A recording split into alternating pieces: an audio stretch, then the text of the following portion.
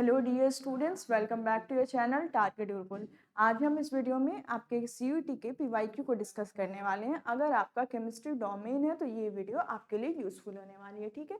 तो इसमें हम पूरा का पूरा एक पीवाईक्यू पेपर डिस्कस करेंगे। जैसा कि आपको पता है कि आपके सीयूटी में टोटल नंबर ऑफ क्वेश्चन कितने होते हैं, 50 क्वेश्चन आपसे पूछे जाते हैं। इस 50 क्वेश्चंस में से आपको 40 क्वेश्चंस क्या करने होते हैं, अटेम्प्ट करने होते हैं इस डोमेन में, ओके। फॉर हर एक करेक्ट आंसर के लिए हर एक क्वेश्चन आप करेक्ट करोगे तो आपको 5 मार्क्स अवार्ड होते हैं, और साथ ही साथ आपको क्या होती है, आपकी नेगेटिव मार्किंग देखने को मिलती है, यानी for every wrong answer -1 marks will be deducted, okay. ये आपका पैटर्न रहता है, ठीक है। तो चलिए हम स्टार्ट करते हैं और एक एक करके सारे क्वेश्चंस को देखते हैं, ठीक है। पहला क्वेश्चन आपके पास क्या है, which product is obtained when chloroform reacts with oxygen in the presence of light, ठीक है। हमें क्या रिएक्शन कराना है, क्लोरोफॉर्म का रिएक्शन कराना है किसके साथ, ऑक्सीजन के साथ। और कब, जब आपका in the presence of light, यानी कि क्लोरोफॉर्म बोले तो CHCl3 आपका जो है CHCl3 chloroform in the reacts with oxygen in the presence of light बोले तो UV लाइट, ठीक है। तो ये रिएक्शन होगा तो इसका प्रोडक्ट आपको क्या देखने को मिलेगा, यही आपसे क्या कहते हैं विच प्रोडक्ट, ठीक है। यही आपसे क्वेश्चन पूछा है, ठीक है। तो यहाँ पे क्या होता है, CuCl2 मिलता है। क्या मिलता है, CuCl2, दो मोल हो जाएगा आपका CuCl2। तो ये जो CuCl2 होता है, ये आपका क्या होता है, जैसे कि आपको पता है ये आपका सबसे हार्मफुल गैस होता है। इसको हम क्या कहते हैं, CuCl2 को हम आपका फॉस्जीन गैस कहते हैं। क्या कहते हैं, फॉस्जीन गैस, यानी कि जो आपका पहला ऑप्शन है फॉस्जीन गैस, ये आपका राइट ऑप्शन हो जाएगा, ठीक है। चलिए नेक्स्ट क्वेश्चन पे बढ़ते हैं। क्वेश्चन नंबर टू कह रहा है, which one among the following is a trihydric alcohol, यानी आपको क्या बताना है, इनमें से कौन सा ट्राईहाइड्रिक अल्कोहल है। ट्राईहाइड्रिक अल्कोहल बोले यानी कि आपके पास 3 OH ग्रुप प्रेजेंट होना चाहिए। क्या प्रेजेंट होना चाहिए, 3 OH ग्रुप प्रेजेंट होना चाहिए आपके अल्कोहल में।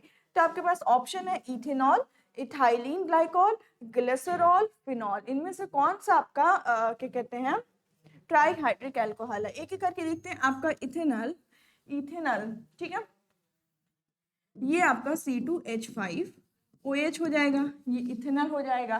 फिर है आपके पास इथाइलिन ग्लाइकॉल, यानी कि CH2OH और CH2OH, ओके। और फिर आपका बात करें किसका, ग्लिसरॉल, तो ये C3H5OH क्या होता है, C3H5OH होल थ्राइस, ठीक है। फिर फिनॉल की बात करें तो C6H5OH। तो देखो यहाँ पे सारे को ऑब्जर्व करें, इसमें क्या है, एक OH ग्रुप प्रेजेंट है, यानी ये क्या है, मोनोहाइड्रिक है। क्या है, मोनोहाइड्रिक अल्कोहल, ठीक है, मोनोहाइड्रिक है ये। और फिर क्या कहते हैं, यहाँ पे एक OH और ये 2 OH, यानी कि ये क्या है, ये डाईहाइड्रिक अल्कोहल है। क्या है, डाईहाइड्रिक अल्कोहल है। फिर बात करें यहाँ पे तो ये क्या है, 3 OH ग्रुप प्रेजेंट है, यानी कि ये क्या है आपका, ये आपके पास ट्राईहाइड्रिक अल्कोहल है, ओके।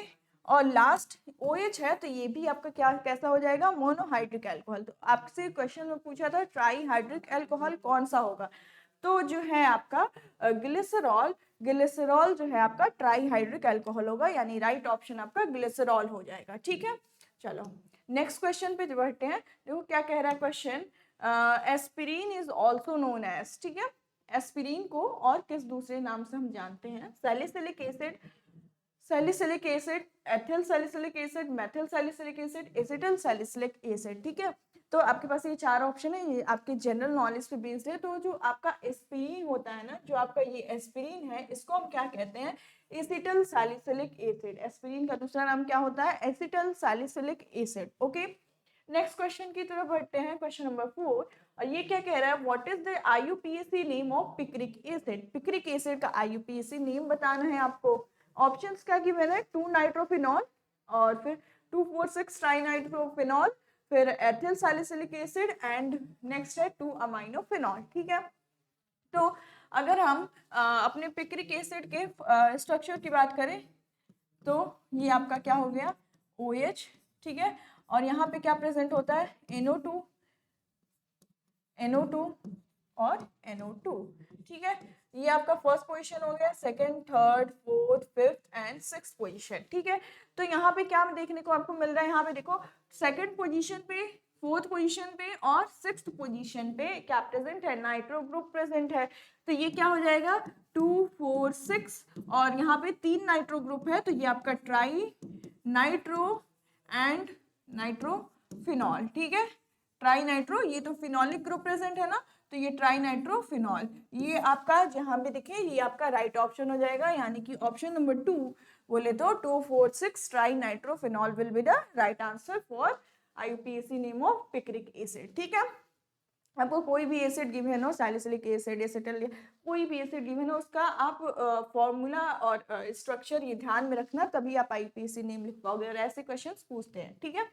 नेक्स्ट क्वेश्चन की ओर बढ़ते हैं, और ये क्वेश्चन आपसे कह रहा है why does fluorine exhibit only -1 oxidation state, यानी कि ये जो फ्लोरीन होता है, फ्लोरीन का ऑक्सीडेशन स्टेट क्या हम देखते हैं -1 होता है, तो क्यों बाकी सारे में हम क्या देखते हैं कि ऑक्सीडेशन स्टेट क्या होती है, चेंज हो रही होती है, लेकिन फ्लोरीन के केस में सिर्फ आपको जो ऑक्सीडेशन स्टेट देखने को मिलती है वो सिर्फ और सिर्फ -1 देखने को मिलती है। तो ये क्यों होता है, क्यों? ऑप्शंस क्या गिवन है, it is a halogen, it is small in size, it is a non-metal and it has no d orbital, ठीक है।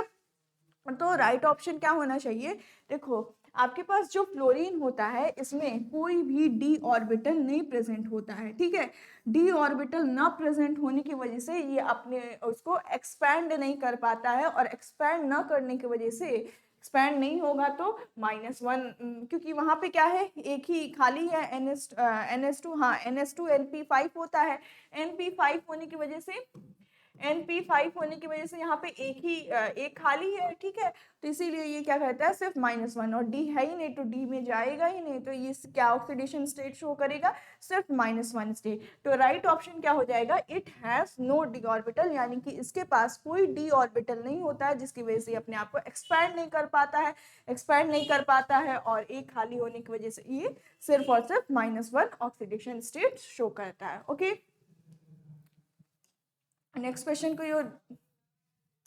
क्वेश्चन देखते हैं, which among the following halogen exist in liquid state at room temperature, यानी कि इनमें से कौन सा हैलोजन आपका लिक्विड स्टेट में प्रेजेंट होता है। कैसे, लिक्विड स्टेट में कौन सा हैलोजन प्रेजेंट होता है, कब, रूम टेम्परेचर पे। नॉर्मल रूम टेम्परेचर की बात करें तो आपके पास option fluorine, bromine, chlorine, iodine है, ठीक है। तो आपका राइट ऑप्शन जो आपका क्या कहते हैं का लिक्विड स्टेट में प्रेजेंट होता है, ये होता है आपका ब्रोमीन, ठीक है। कौन होता है, ब्रोमीन। आपका जो फ्लोरीन और क्लोरीन होते हैं ये गैस में प्रेजेंट होते हैं इन द क्या कहते हैं रूम टेम्परेचर, और आयोडीन होते हैं ये सॉलिड स्टेट में प्रेजेंट होते हैं, ओके, ठीक है। नेक्स्ट क्वेश्चन को देखते हैं, द सेंट्रल एटम और ions in the coordination compound are referred as, किसको, हम सेंट्रल एटम की बात कर रहे हैं, ठीक है। सेंट्रल एटम या फिर आयन कहाँ पे, कोऑर्डिनेशन कंपाउंड, अरे कोऑर्डिनेशन कंपाउंड में जो सेंट्रल एटम होते हैं वो किसकी तरफ बिहेव करते हैं, उनको क्या बोलते हैं, ठीक है। जिसकी तरफ वो बिहेव करेंगे उन्हें वही बोलेंगे। ऑप्शन आपके पास Lewis base, Bronsted acid, Lewis acid, Bronsted base, क्या होना चाहिए, देखो जो भी सेंट्रल एटम होता है, मान लेते हैं ये सी सेंट्रल एटम है, तो ये क्या करता है, जो भी आपके लिगेंड्स आएंगे इनसे क्या करेगा, इन लिगेंड से ये इलेक्ट्रॉन पेयर को एक्सेप्ट करेगा, है ना, इन इलेक्ट्रॉन पेयर को एक्सेप्ट करेगा, और जो भी इलेक्ट्रॉन पेयर को एक्सेप्ट करता है ऐसे को हम अकॉर्डिंग टू लेविस क्या कहते हैं, लेविस एसिड, क्या कहते हैं, लेविस एसिड। तो ये आपका सेंट्रल एटम क्या कर रहा है, इलेक्ट्रॉन पेयर को एक्सेप्ट कर रहा है, किसके इलेक्ट्रॉन पेयर, किससे, तो लिगेंड से इलेक्ट्रॉन पेयर को एक्सेप्ट कर रहा है, इसी वजह से इसे क्या बोलेंगे, इसे हम लेविस एसिड बोलेंगे। क्यों, क्योंकि लेविस एसिड भी इलेक्ट्रॉन पेयर्स को अपनी तरफ क्या करते हैं, अट्रैक्ट करते हैं, एक्सेप्ट करते हैं, अट्रैक्ट नहीं एक्सेप्ट करते हैं, ओके। तो आपका राइट ऑप्शन हो जाएगा लेविस एसिड, ठीक है। नेक्स्ट क्वेश्चन को देखते हैं, what is the IUPAC name of PTNH3 का होल ट्वाइस ClNO2, इसका क्या बताना है आपको, IUPAC नेम बताना, ठीक है। कोऑर्डिनेशन कंपाउंड जो है आपका इंपॉर्टेंट चैप्टर होता है, ठीक है। देखो यहाँ पे IUPAC नेमिंग तो आपको अच्छे से आनी चाहिए। तो यहाँ पे PT है, NH3 है, Cl NO2 है, ठीक है। इसका IUPAC नेम लिगेंड्स को देखते हैं। यहाँ पे ये क्या है, NH3 होल ट्वाइस है, यानी NH3 को हम क्या कहते हैं, अमीन कहते हैं। क्या कहते हैं, अमीन। और यहाँ पे 2 NH3 है, तो इसको हम क्या बोलेंगे, इसको हम डाई अमीन बोलेंगे। नेमिंग करने की कोशिश करते हैं, die amine.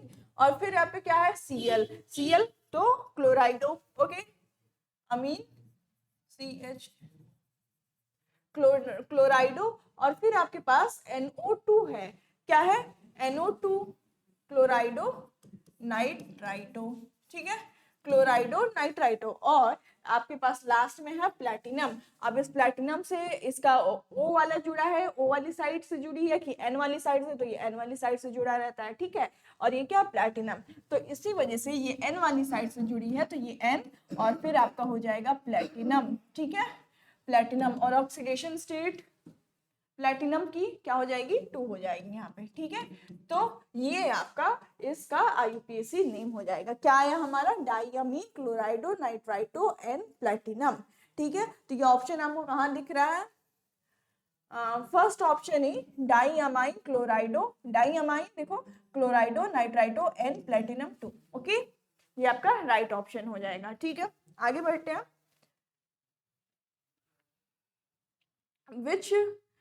which is the product when glucose reacts with bromine water। आपको क्या बताना है कि जब ग्लूकोज का रिएक्शन कराएं हम किससे, ग्लूकोज का रिएक्शन कराएं हम ब्रोमीन वाटर से, तो उस केस में आपको कौन सा प्रोडक्ट देखने को मिलता है, कब, जब ग्लूकोज आपका रिएक्शन करे किससे, आपके क्या कहते हैं, ब्रोमीन वाटर से, ठीक है। तो इसमें आपको रिएक्शन क्या देखने को मिलेगा, ठीक है।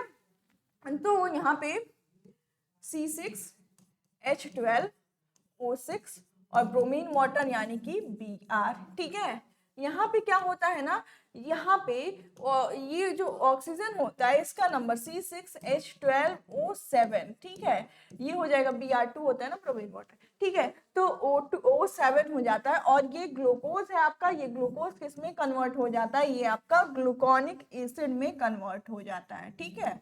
ये किस में कन्वर्ट हो जाता है, ग्लूकोनिक एसिड में। तो राइट ऑप्शन आपका क्या हो जाएगा, ऑप्शन नंबर 1 यानी कि ग्लूकोनिक एसिड, क्या हो जाएगा, ग्लूकोनिक एसिड आपका ऑप्शन नंबर 1 राइट ऑप्शन होगा, ठीक है।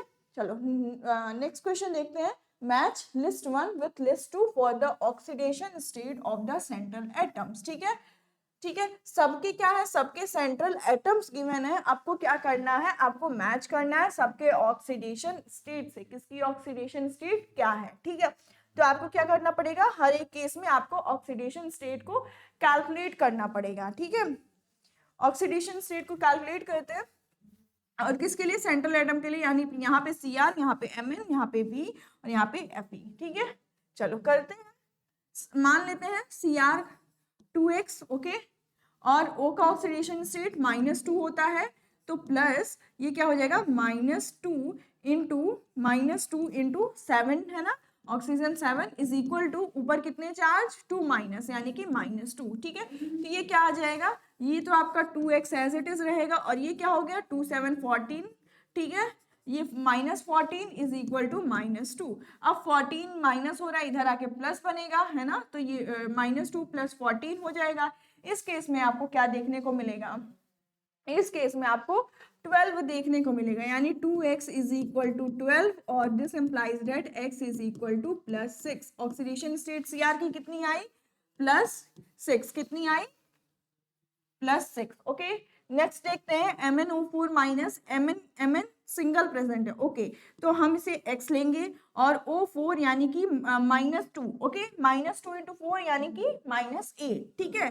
तो x -8 इज इक्वल टू ऊपर कितना चार्ज है, -1 चार्ज है, तो इज इक्वल टू -1, x क्या हो जाएगा, अब -8 और इधर जाके ये प्लस करेगा, तो ये कितना हो जाएगा, +7, कितना हो जाएगा, +7। तो इसकी ऑक्सीडेशन स्टेट कितनी आई, +7, ठीक है। VO3 माइनस में देखिए, तो दिस x हो जाएगा, और 2 3 6 यानी कि -6 इज इक्वल टू -1, ठीक है, और ये इधर जाएगा तो ये आपका क्या हो जाएगा, x is equal to +5। Okay, तो इसका ऑक्सीडेशन स्टेट हमने क्या निकाला, +5। ठीक है, Fe(F6) 3 माइनस में देखते हैं तो Fex। ओके, F6 फ्लोरीन का क्या होता है ऑक्सीडेशन स्टेट, अभी हमने पिछले क्वेश्चन में देखा कि फ्लोरीन सिर्फ -1 ऑक्सीडेशन स्टेट एग्जिबिट करता है, तो इस वजह से ये 6 क्या कहते हैं F6 प्रेजेंट है, तो यहाँ पे ये क्या हो जाएगा -6। ओके, इज इक्वल टू ऊपर कितने चार्जेस है यहाँ पे देखो तो -3। ओके, तो ये हो गया आपका -3। यहाँ पे अब हम कैलकुलेट करते हैं तो ये x और ये इधर जाएगा तो ये -3 +6 यानी कितना बचा, +3 बचा, तो इसकी ऑक्सीडेशन स्टेट कितनी आई, +3। देखो कहाँ पे राइटली मैच्ड है, CR, एक सेकेंड, ओके चलो,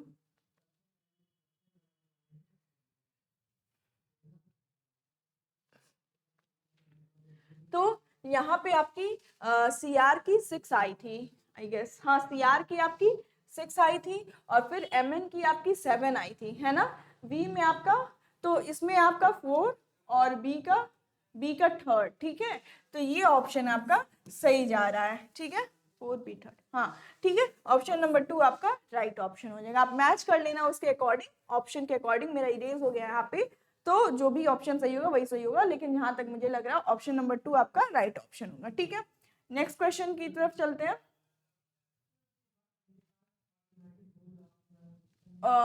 What is the color of copper compound?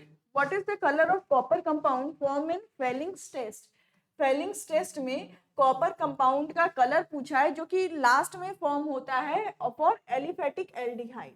Aliphatic aldehyde के केस में हम क्या करते हैं, जब फेलिंग्स टेस्ट करते हैं तो वहां पे जो कॉपर कंपाउंड फॉर्म हो रहा है उसका क्या कलर होगा, ये आपसे पूछे। देखो पहले स्टार्टिंग में जब हम कॉपर लेके चलते हैं तो वो Cu2+ फॉर्म में रहता है, यहाँ पे Cu2+ फॉर्म में रहता है, तो ये क्या होता है, यहाँ पे ब्लू कलर होता है। लेकिन लास्ट में जब वो कलर चेंज करता है और नया कॉपर कंपाउंड रेड प्रेसिपिटेट बनता है, तो वहां पे जो प्रेसिपिटेट बनता है कॉपर कंपाउंड का वो आपका रेड ब्राउन कलर का होता है। किस कलर का होता है, रेड ब्राउन कलर का होता है।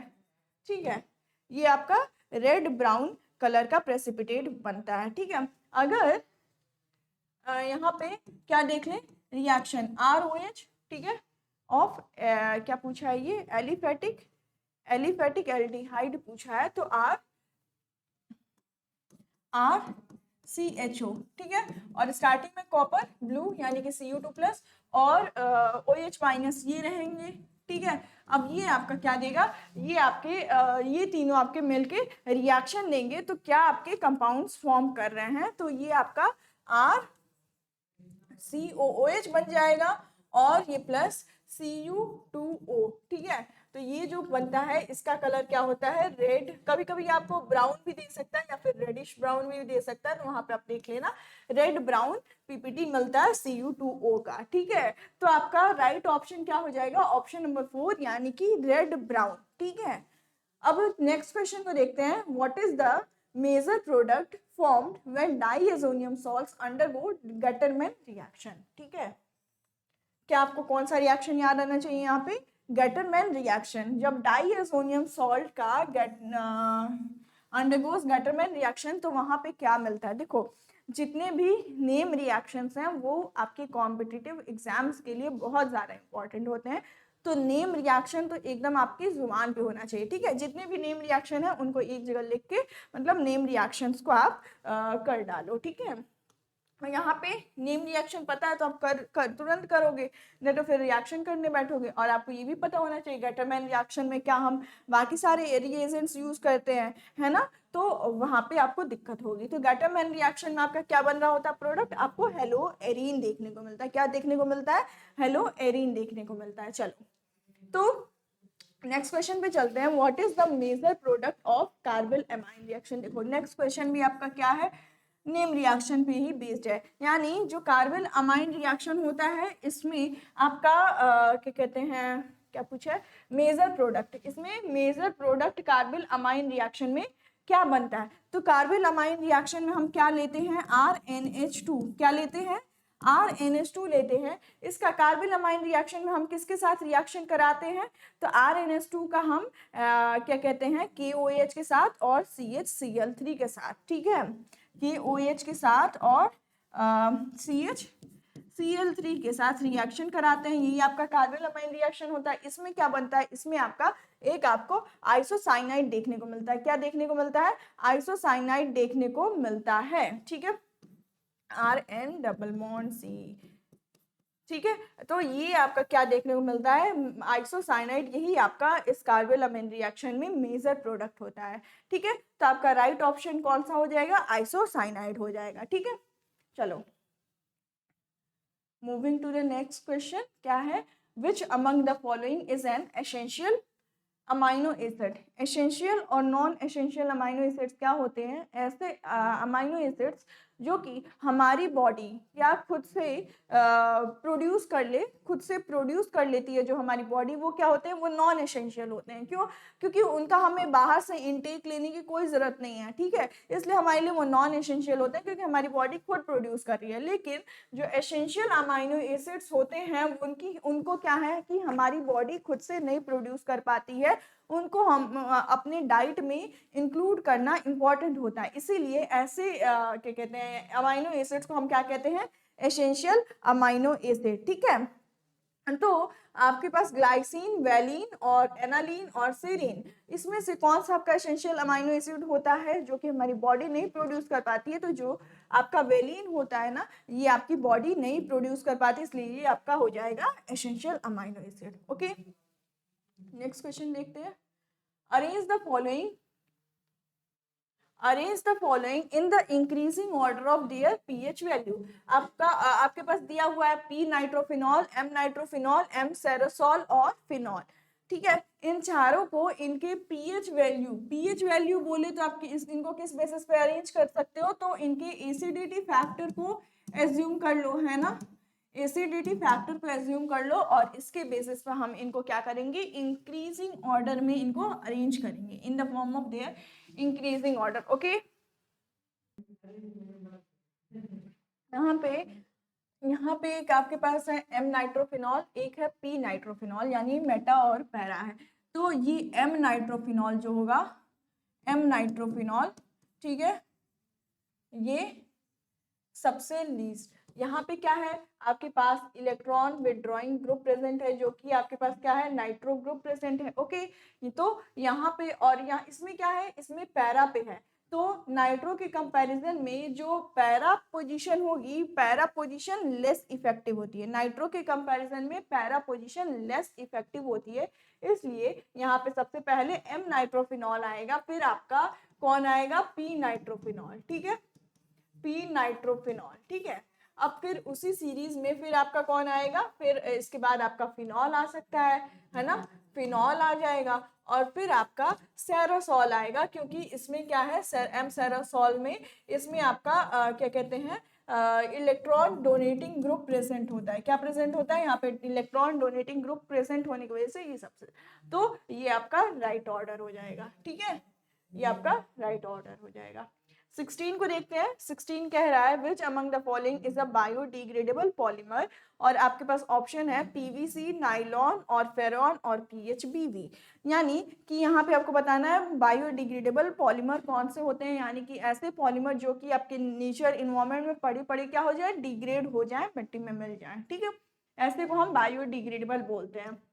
यहाँ पे जो भी पॉलीमर्स दिए हैं आपको, पीवीसी, नाइलॉन और फेरॉन, ये सब क्या है, ये सब नॉन बायोडिग्रेडेबल होते हैं। क्या होते हैं, नॉन बायोडिग्रेडेबल होते हैं। जो आपके पीवीसी तो प्लास्टिक ही होता है, ये सब क्या होते हैं, बेसिकली नॉन बायोडिग्रेडेबल होते हैं। लेकिन आपके पास जो पीएचबीवी है, पीएचबीवी, ठीक है, ये आपका क्या होता है, ये आपका बायोडिग्रेडेबल पॉलीमर होता है, ठीक है। तो ये आपका राइट ऑप्शन ऑप्शन 4 हो जाएगा। यहाँ पे नेक्स्ट क्वेश्चन देखते हैं, which among the following is an antacid, इनमें से कौन सा आपका एंटा एसिड है, और ऑप्शन है एस्पिरिन, इक्विनिल और ज़ैंटैक और नोरेड्रेनिल, ठीक है। तो इसमें से आपका कौन सा एंटा एसिड है, ठीक है, तो इसमें से आपका जो ज़ैंटैक होता है, सॉरी, ये आपका क्या होता है, ये आपका एंटा एसिड होता है, ठीक है, ये आपका एंटा एसिड होता है। ये क्वेश्चन आपके जनरल नॉलेज पे बेस्ड है, ओके।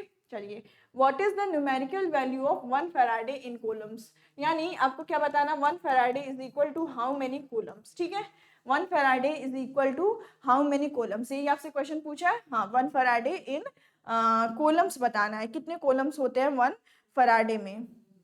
तो आपके 1 faraday is equal to 96487 coulombs. Okay, ये आपका आंसर होगा। 96487 बोले तो option number 2 will be your right answer. ठीक है, नेक्स्ट क्वेश्चन को देखते हैं। नेक्स्ट क्वेश्चन कह रहा है कि a first order reaction has a half life of 693 seconds. ठीक है, हाफ लाइफ ऑफ 690,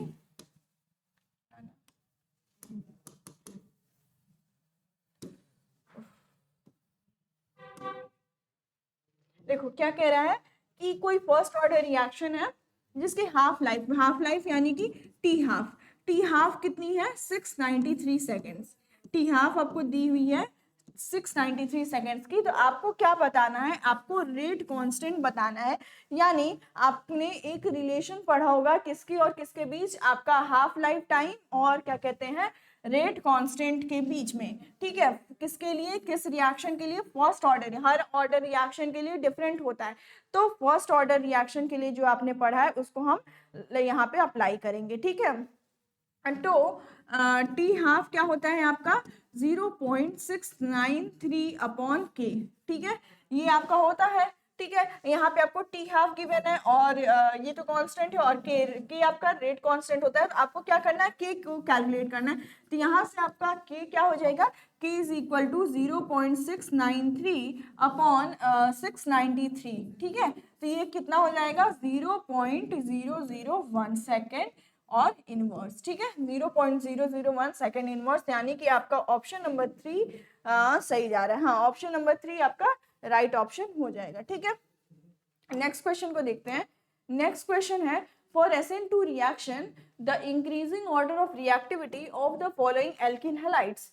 यहाँ पे आपको कुछ क्या दिए हुए हैं, एल्किल हैलाइड्स दिए हुए हैं और इन एल्किल हैलाइड्स के लिए आपको बताना है SN2 रिएक्शन जो होता है उसका क्या रिएक्टिविटी ऑर्डर होगा, ऑर्डर ऑफ रिएक्टिविटी। ठीक है, तो SN2 का जो रिएक्टिविटी ऑर्डर होता है वो किस पे बेस्ड होता है, तो पहला तो लीविंग ग्रुप। ठीक है, लीविंग ग्रुप दूसरा होता है लीविंग ग्रुप पे बेस्ड होता है और क्या कि एक फैक्टर कि आपका जो कंपाउंड है वो टर्शरी है, सेकेंडरी है, क्या कहते हैं प्राइमरी है ना, टर्शरी है, सेकेंडरी है, प्राइमरी है, उस पर भी आपका डिपेंड करेगा। ठीक है, तो ये दो फैक्टर कि मतलब आपका 3 डिग्री है, 2 डिग्री का कंपाउंड है, 1 डिग्री का है, क्योंकि वहाँ पे स्टेरिक हिंड्रेंस होती है तो वहाँ पे अटैक करना टफ हो जाता है, तो वो आपका डिपेंड करता है। ठीक है, तो इसमें आपको ऑर्डर बताना है। ठीक है, तो यहाँ पे अगर हम देखें तो यहाँ पे जो है आपका कौन सा CH3CBr। ठीक है, CH3CBr कैसा आपका कंपाउंड है, CH3CBr ये आपका टर्शरी है, तो सबसे पहले ये वाला ही आ जाएगा, यानी CH3 होल थ्राइस CBr। हाँ, यही है, ये आपका टर्शरी ग्रुप है ना, तो ये आपका सबसे पहले। फिर आपका सेकेंडरी बोले तो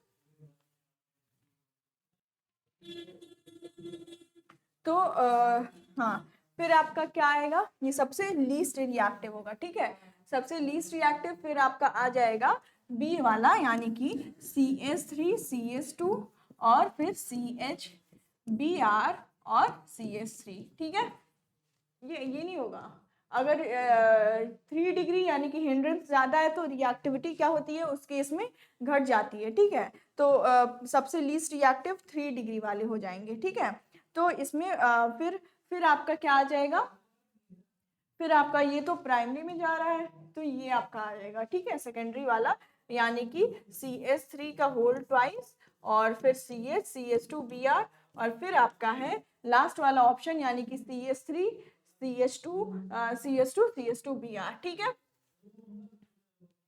तो ये आपका था C और ये आपका था ऑप्शन बी और ये था आपका ऑप्शन डी और ये था ऑप्शन ए। ठीक है, ये ऑप्शन जहां भी होगा ये आपका करेक्ट ऑप्शन होगा, फोर्थ वाला ऑप्शन। ठीक है, ऑप्शन नंबर 4 यानी कि CBDA ये increasing order of there reactivity है। ठीक है, नेक्स्ट क्वेश्चन को देखते हैं। नेक्स्ट क्वेश्चन है which one among the following is a strong field ligand. Coordination का क्वेश्चन है कि ये इजी क्वेश्चन है, strong field ligand, weak field ligand. Strong field ligand इनमें से कौन सा है? I-NH3 और फिर है आपके पास Cl-HCl-। कौन सा इसमें से स्ट्रॉन्ग फील्ड लिगेंड है? तो इनमें से जो आपका NH3 होता है, कौन सा NH3 होता है, ये आपका क्या होता है? स्ट्रॉन्ग फील्ड लिगेंड होता है। क्या होता है NH3 आपका? Strong field ligand. और ये सब वीक फील्ड लिगेंड्स हैं, ठीक है। ये Cn-, Cn- और I-, ये आपके वीक फील्ड लिगेंड है, ठीक है। नेक्स्ट क्वेश्चन को देखते हैं। नेक्स्ट क्वेश्चन है question number 22। Arrange the following in the increasing order of their क्या चीज? Osmotic pressure generation at 298 kelvin, ठीक है।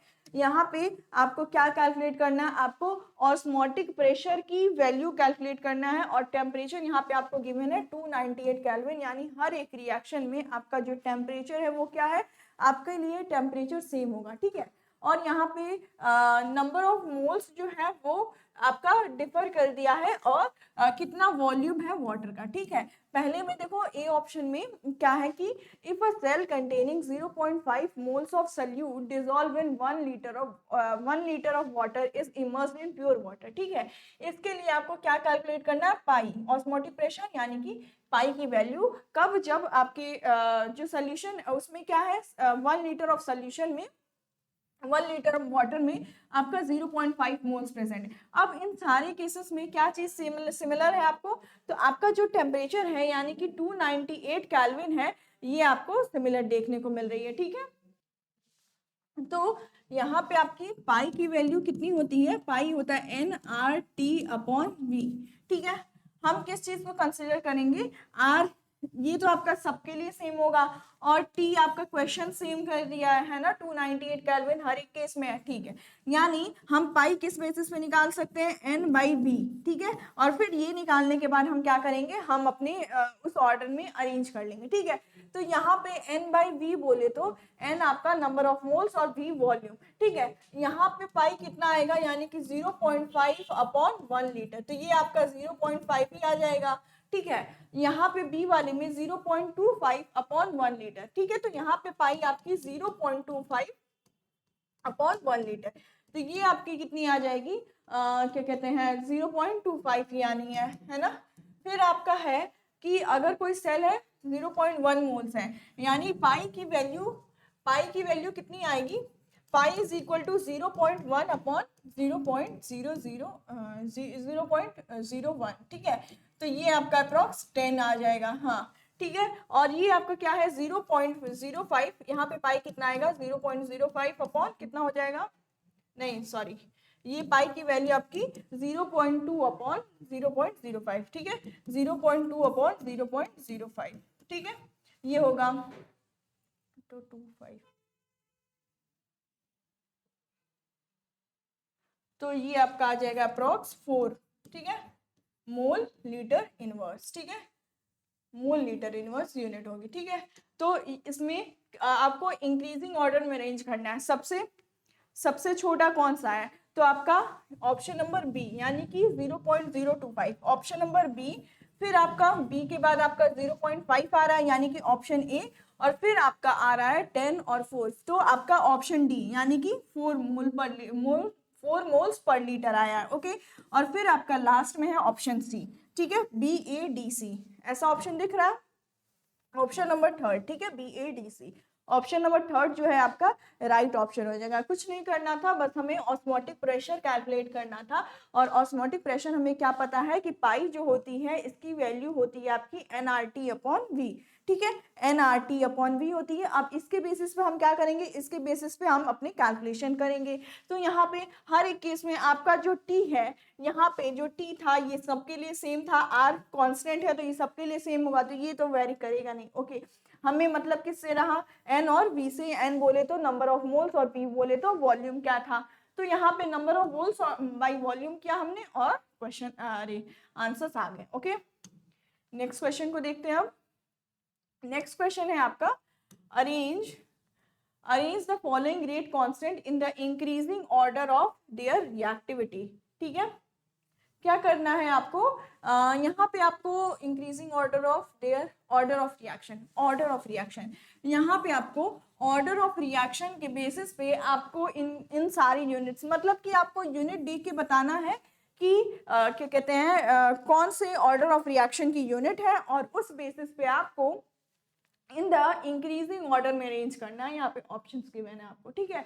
तो सेकंड इनवर्स जो होता है ये किसकी यूनिट होती है, सेकंड इनवर्स किस ऑर्डर ऑफ रिएक्शन के लिए होती है, तो जब आपका फर्स्ट ऑर्डर होता है, किस ऑर्डर के लिए है ये, आपकी फर्स्ट ऑर्डर के लिए। अब बी है आपके पास mole litre inverse second inverse, तो मोल लीटर इनवर्स और क्या कहते हैं सेकंड इनवर्स, ये किसकी यूनिट होती है, ये आपकी जीरो ऑर्डर की यूनिट होती है। किसकी यूनिट होती है, जीरो ऑर्डर की।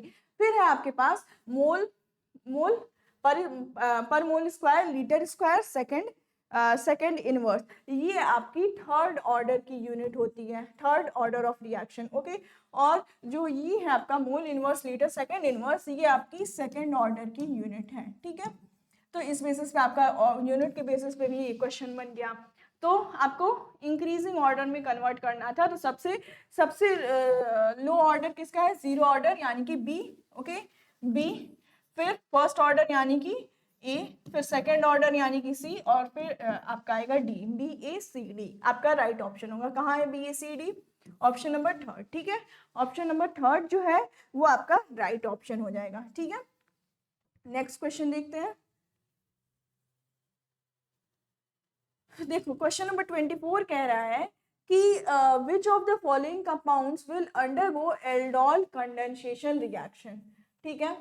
आपको कौन सा रिएक्शन कराना है, कुछ कंपाउंड्स गिवन है, आपको बताना है कौन से इनमें से एल्डोल कंडेंसेशन रिएक्शन देंगे, ठीक है। तो एल्डोल कंडेंसेशन रिएक्शन कौन से कंपाउंड्स देते हैं, तो ऐसे कंपाउंड जिनके पास क्या प्रेजेंट होता है, अल्फा हाइड्रोजन, क्या प्रेजेंट होता है, अल्फा हाइड्रोजन। यानी एल्डोल कंडेंसेशन, मान लो CHO ग्रुप है, तो CHO ग्रुप के एडजेसेंट वाला जो कार्बन होगा वो आपका अल्फा कार्बन कहलाएगा।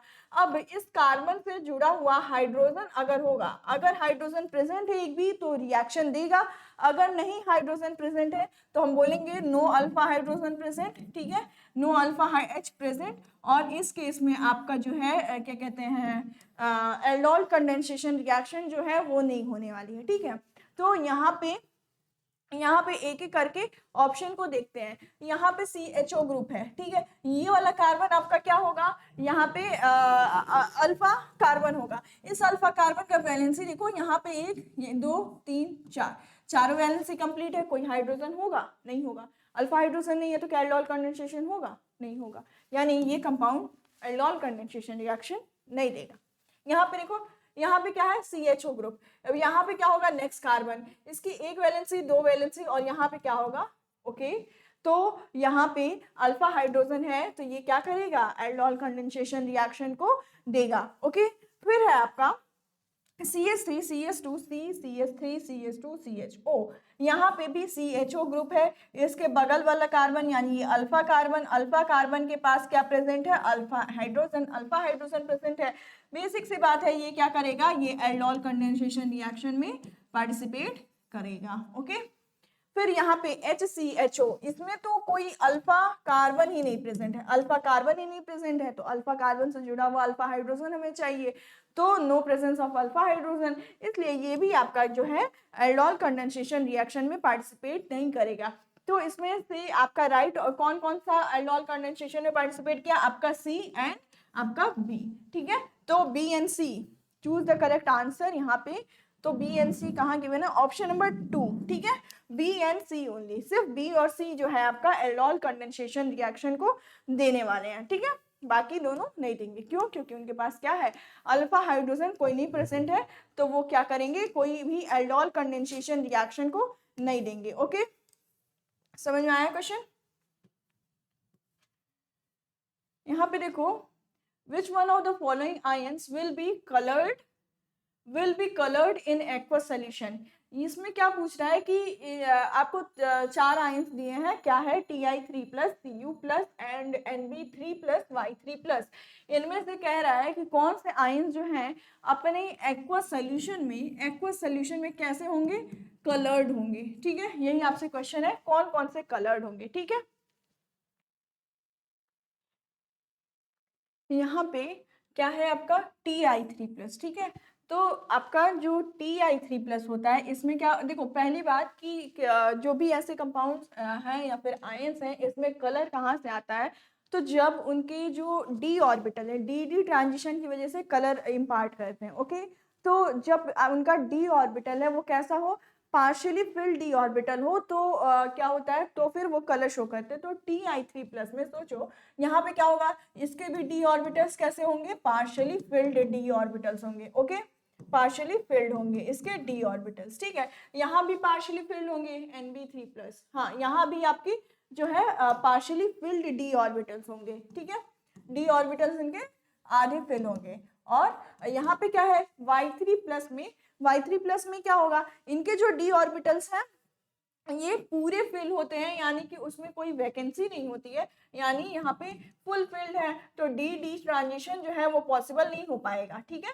तो जब डी डी ट्रांजिशन नहीं पॉसिबल हो पाता है तो वो कलर इम्पार्ट करने में इनकैपेबल होते हैं। ओके, तो Y3+ और Cu+ भी आपका क्या है, Cu और Cu+, एक खाली था वो भी फिल हो जाता है, तो इसके भी फुल डी ऑर्बिटल्स कैसे होते हैं, फुल फिल होते हैं। तो मैंने क्या बताया कि एक्वस सॉल्यूशन में कलर कौन देगा, जिसके पार्शियली फिल्ड डी ऑर्बिटल होंगे, डी डी ट्रांजिशन पॉसिबल होगा। ओके, तो इनके तो क्या है, इन दोनों के तो फुल फिल्ड है, और यहाँ पे हाफ मतलब डी ऑर्बिटल पार्शियली फिल्ड है, यानी कि Ti3+ और Nb+, ये आपका क्या करेंगे, कलर इम्पार्ट करेंगे, यानी कि A एंड B, ठीक है। यहाँ पे ऑप्शन दिख रहा है थर्ड वाला A एंड B ओनली, ये आपका राइट ऑप्शन होगा, ठीक है। नेक्स्ट क्वेश्चन को देखते हैं। नेक्स्ट क्वेश्चन क्या कह रहा है आपसे कि the correct statement for the options given below is or are, ठीक है। इसमें से आपको क्या सेलेक्ट करना है, कौन से स्टेटमेंट्स जो है आपके, कौन से स्टेटमेंट्स इसमें से करेक्ट है और कौन से रॉन्ग है, ठीक है।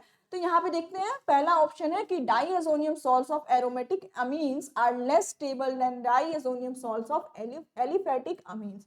क्या ये स्टेटमेंट सही है, ये स्टेटमेंट गलत है, क्यों, क्योंकि एरोमेटिक अमीन्स और यहाँ पे क्या है, एलिफेटिक अमीन्स, कह रहा है कि एरोमेटिक अमीन्स होते हैं ये लेस स्टेबल होते हैं as compare to aliphatic amines, लेकिन ऐसा नहीं होता है, क्योंकि एरोमेटिक में वहाँ पे कॉन्जुगेशन हो जाता है, तो इस वजह से यहाँ पे क्या कहते हैं, ये वाले क्या होते हैं, ये वाले मोर स्टेबल होते हैं, ये आपके मोर स्टेबल होते हैं as compare to aliphatic. Okay, यहाँ पे नेक्स्ट क्वेश्चन है कि ethyl amine is insoluble in water, जो आपका क्या कहते हैं, नेक्स्ट ऑप्शन कह रहा है एथिल अमीन, क्या आपका एथिल अमीन होगा वो इनसॉल्युबल होगा, यानी कि वाटर में मिक्स नहीं होगा, सॉल्युबल नहीं होगा। ओके, तो यहाँ पे एथिल अमीन में NH2 अमीन ग्रुप यानी कि NH2 प्रेजेंट है, NH2 होने की वजह से हाइड्रोजन होगा, और वाटर है तो OH, ठीक है, OH, और हाइड्रोजन बॉन्ड किसके किसके बीच में बनता है, H और FON, ठीक है, इनके बीच में हाइड्रोजन बॉन्ड बनता है। तो यहाँ पे ये वाला H इसके साथ क्या बना लेगा, हाइड्रोजन, डॉटेड लाइन से शो करते हैं हम हाइड्रोजन बॉन्ड्स को, तो ये क्या बना लेगा, हाइड्रोजन बॉन्ड्स बना लिया तो सॉल्युबल हो जाएंगे, यानी ये ऑप्शन भी क्या हो जाएगा, आपका गलत हो जाएगा। फिर क्या कह रहा है आपका नेक्स्ट ऑप्शन कि Gabriel phthalimide synthesis can be used to prepare primary amines, यानी हम गैब्रियल थैलीमाइड सिंथेसिस से प्राइमरी अमीन्स प्रिपेयर कर सकते हैं। तो बेसिक सी बात है, ये ऑप्शन आपका सही है, ठीक है, ये ऑप्शन आपका सही है, ठीक है।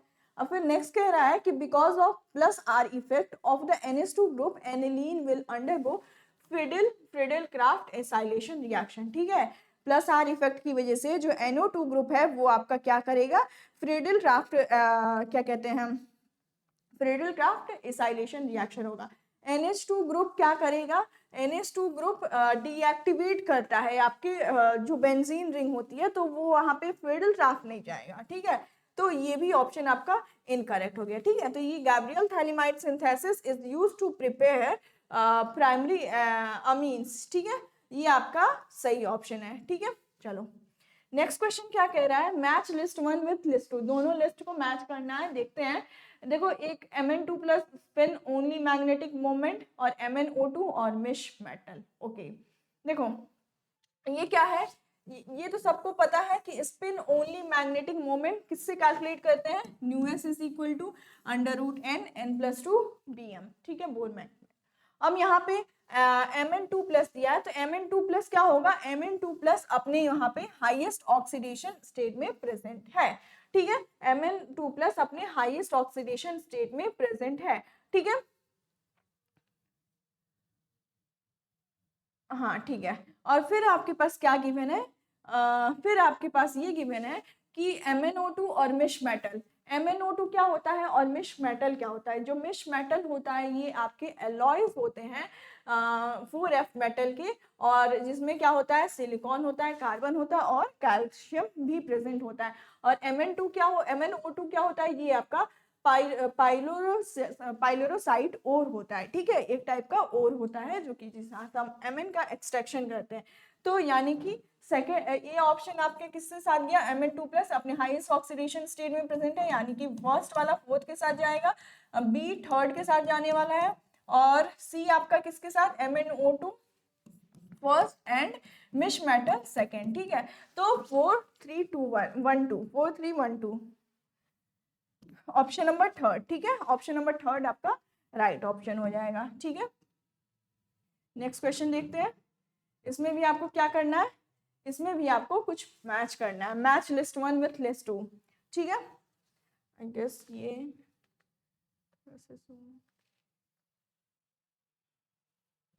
ठीक है, अब विजिबल है। यहाँ पे क्या दिया है, लिस्ट 1 को लिस्ट 2 के साथ आपको मैच करना है। कुछ है poisonous gas, synthesis of primary amines, zwitter ions, और to distinguish between primary and secondary and tertiary amines, ठीक है। यहाँ कुछ क्वेश्चंस दिए हुए। देखो पहले क्वेश्चन ही था कि जब हम रिएक्शन करा रहे थे क्लोरोफॉर्म के साथ ऑक्सीजन से, तो वहाँ पे रिएक्शन, वहाँ पे आपको क्या मिल रहा था, फॉस्फीन गैस CuCl2, ठीक है। तो फॉस्फीन गैस को मैंने बोला था कि वो बहुत ही पॉइजनस गैस होती है, तो यहाँ पे पहला CuCl2 है, तो ये कैसी गैस है आपकी, पॉइजनस गैस है, पॉइजनस गैस है, ठीक है। यहाँ पे एक ऑप्शन दिया हुआ है ज्विटर आयन, ये तो सबको पता होगा, ठीक है, ज्विटर आयन NH3+SO-, ये आपका हो गया ज्विटर आयन। फिर आपका बचा सिंथेसिस ऑफ प्राइमरी अमीन्स, और एक बचा डिस्टिंग्विश बिटवीन प्राइमरी एंड क्या कहते हैं, primary secondary and tertiary amines. किसका यूज करते हैं, प्राइमरी सेकेंडरी और टर्शियरी अमीन्स के लिए, ठीक है। तो आपका प्राइमरी सेकेंडरी और टर्शियरी अमीन्स के लिए ये कंपाउंड को डिस्टिंग्विश करते हैं, यानी कि डी वाला फर्स्ट के साथ जा रहा है, और सी आपका किसके साथ जाएगा, फोर्थ, ये आपका क्या है, ज्विटर आयन। एंड ये आपका किसके साथ जाएगा, ये आपका है, इससे हम क्या किसका सिंथेसिस कराते हैं, प्राइमरी अमीन्स का, यानी कि third option. And this is a poisonous gas, यानी कि सेकंड ऑप्शन, ठीक है। यानी 2 3 4 1 will be the right option. देखते हैं 2 3 4 1 कहाँ गिवन है, 2 3 4 1,